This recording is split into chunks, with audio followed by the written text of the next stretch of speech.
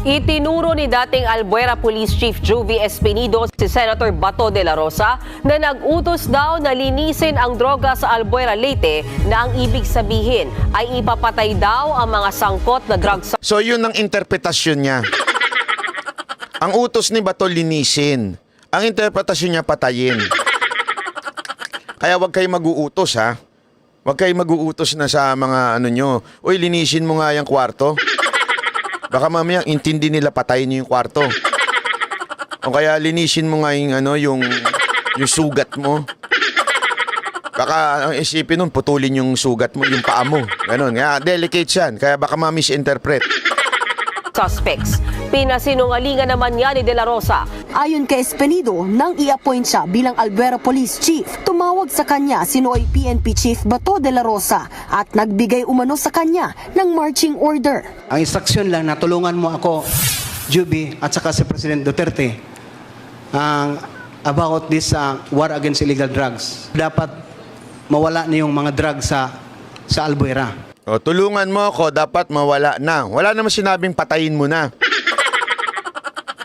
Hindi, tanungin ko kayo. Kahit saan korte mo tingnan to sinabi sa yung ang utos sa iyo, dapat mawala na yung drugs dyan. Mali ba yun?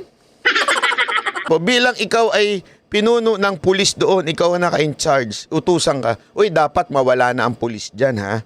Dapat, mawala na pulis, mawala na mga adik dyan. Mawala na ang droga dyan. Tama naman. Lahat naman tayong mga kapulisan yan ang mandato ninyo. 'Di ba?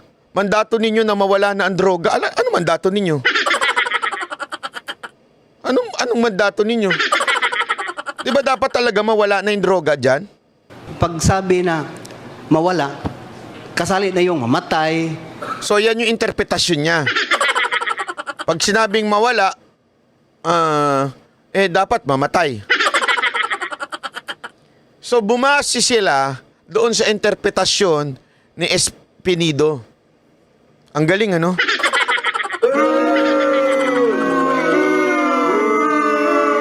Ang balita ngayon sa salsalan sa balita sa mainstream media ay pinapatay ni Bato. Pero ang linaw naman na sinabi, dapat malinisin, mawala na ang droga. Which is, that is the command of the president. Publicly sinasabi niya na nga yan. Publicly sinasabi na niya yan. Di ba? Publicly. For us, an officer, So pag Your Honor. sinabi po sa inyo na mawala, ibig sabihin, mamatay tao po. So, by all means, Your Honor. By all sasabi means. ko. Kita nyo na. Sino na naman ang dumidikdik? Yung chihuahua. Yung chihuahua dyan sa Congress. Hindi ako nagbansag niyan, ha? Si Yorme nagbansag niyan. Dapat talaga itong chihuahua na ito, matanggal na Ano sa tingin ninyo? Gusto niyo bang matanggal na ito sa sa 3rd District ng Maynila, itong chihuahua nila? 3rd District yan Si Mocha 3rd District din Di ba? Dapat matanggal na itong chihuahua na to. Ay, naku, pambira, oo. O sabi nga ni Garky, si misis ko pag pinalinis ang bahay, vacuum up map lang nakasama. Hindi naman sinasabing iligpit pati yung aso. Hindi kasi alam mo, delicate siya na. Pag sinabi sa'yo ng asawa mo, Oy, Garsky, linisin mo nga yung bahay kasi amoy tain na ng aso. Ibig bang sabihin nun, patayin mo na yung aso? Patayin mo na lahat ng aso, ganun ba yun? Wala naman sinabing ganun Linisin lang. Di ba? Parang dinidiktahan siya ng mga congressman Ayan ang script nila. Kailangan madiin. Pag hindi nadiin yan, paano nang re-election nila? Yung kampanya nila sa 2025, yari sila dyan. Asumera. Naku po, patay tayo dyan. Hindi, alam mo, marami napapahamak dyan sa pagiging asumera. Si Coach Oli, number 1 yan, napahamak. Kasi yung isang, kaya sinasabi ko, wag na nakikipag, yung sinasagot-sagot niya pa yung isang pusit na nagme-message sa kanya, Sinabi sa kanya, binola-bola siya. O ito naman si Gotso Oli, sinasakyan niya. So inassume na jowa na kagad siya. Kaya tuloy nagkagulo-gulo. Hindi kasi may mga ganyan. Hindi porket hindi, alam mo, nung panahon ko, nung kolehiyo ko, ganyan din ako eh. Feeling, nag-a-assume din ako eh. Pag kunwari merong ano sa'yo, ayoko na nga ikwento. Ayun, alala ko si, ayoko na ikwento. Ayun, college ka, di ba? May mga ganyan, may mga babaeng lumalapit-lapit sa'yo, nagpapatulong, ganyan-ganyan. O, di ba? Akala mo naman, type ka. Feeling mo, jojowain ka. Yung pala, ginagamit ka lang pala.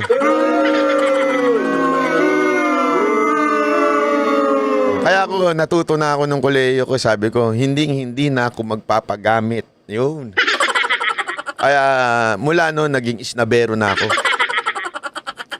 Grabe naman. Hoy, matagal na yan. High school pa yan, Luisa na yan. Umahimik kayo, ha? Kahit nabuwag ang drug syndicate ni Kerwin Espinosa sa lugar, pinatawan pa rin daw si Espinido ng 1 buwang suspensyon. Inakusahan pa siyang tumatanggap ng pera at naisama rin sa drug list. Sa kabila niyan, inilipat siya at ginawa namang hepe ng Ozames City Police noong 2016. Matatanda ang pinangalanan ni dating Pangulong Rodrigo Duterte, sinuoy Ozames City Mayor Reynaldo Parohinog na kasama sa drug list. Kalaunan, napatay din si Parohinog sa police operation. I don't want to make any statement that the PNP itself is organized crime groups, but ang Chief PNP, siya kasi, Your Honor, Mr. Chair, it's very obvious na siya lahat, galing sa kanya lahat ang instruction. Aside from PNP Chief Bato, may So ayan, alam mo yung ibang congressman ginamit pa yung organized crime group.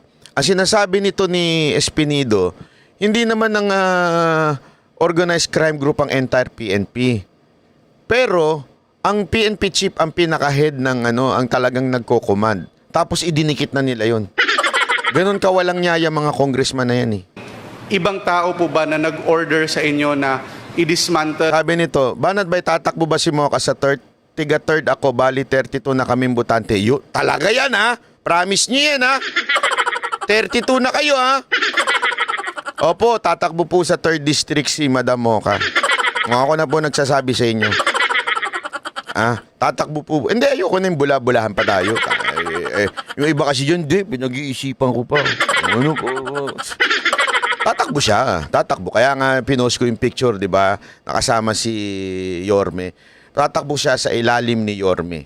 Okay? Kasi naniniwala kami sa pamumuno ni Yorme dyan sa Maynila. Kailangan talaga siyang ibalik. Kasi grabe ho eh. Talagang nababoy na Maynila ngayon. Nababoy na. Kaya tatakbo po siya sa 3rd district dyan sa Maynila. Okay? Tuloy. Yung drug group in Ozames City, meron po bang local officials or other personalities involved? Or was it only Chief PNP Bato and the former president? It was only Chief PNP Bato. Yan eh. Alam mo yun, yung parang ang dating, pinalalabas nila, inutusan ni Bato ang patayin, laging, sino ba? Hindi man lang sinasabing, wala man lang nag-question sa kanya, Your Honor, that is your assumption to kill the drug lords.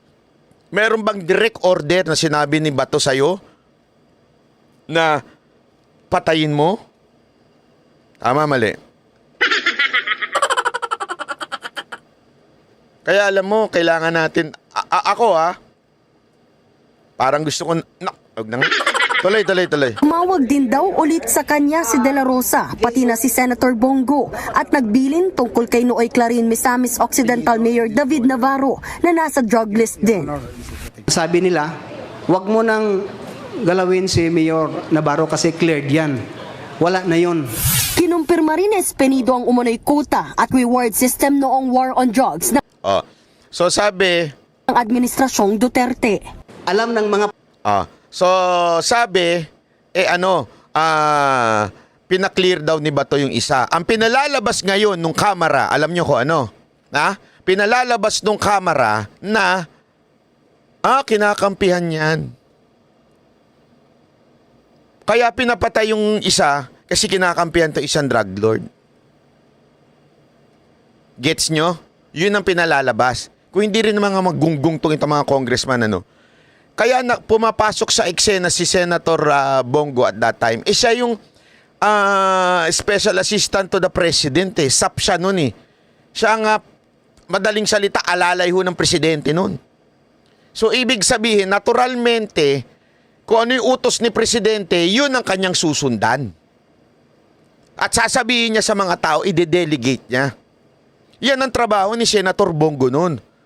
Ngayon, malamang sa malamang, merong mga intelligence na pag-alaman nila, hindi talaga totoo.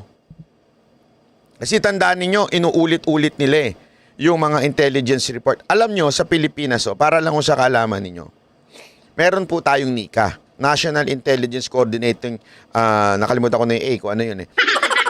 Basta itong NICA ang in charge sa lahat ng intelligence. Napakagaling ho niyan nung panahon ni Pangulong Duterte.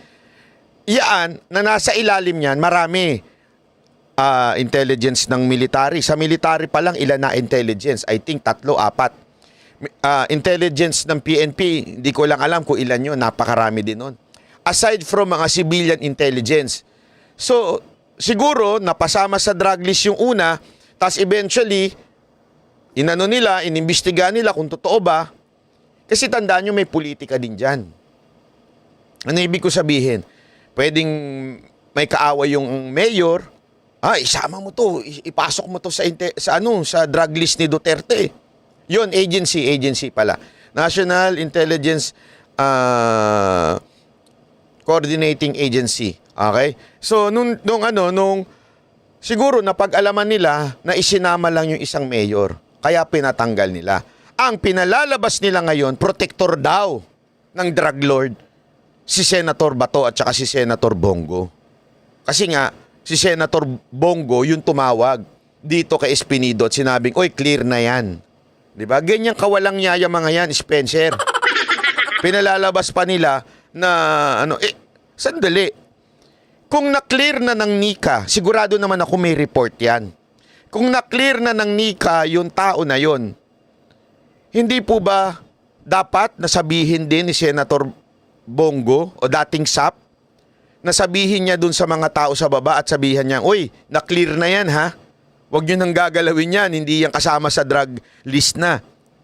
Kasi remember, ang nagsabi ng drug list na yun, si Pangulong Duterte. So ibig sabihin, trabaho ng Office of the President, which is under SAP, sabihin, i-delegate. Tama, mali. Yan ang problema eh.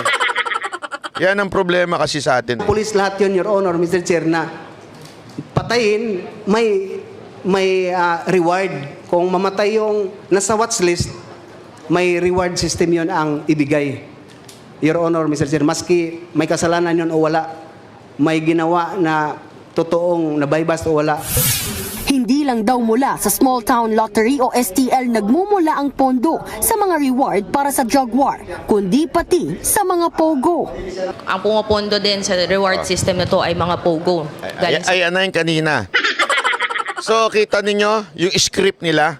Although honest naman si Espinido, although may magkakamali lang ng konti si Espinido by assuming na papatay.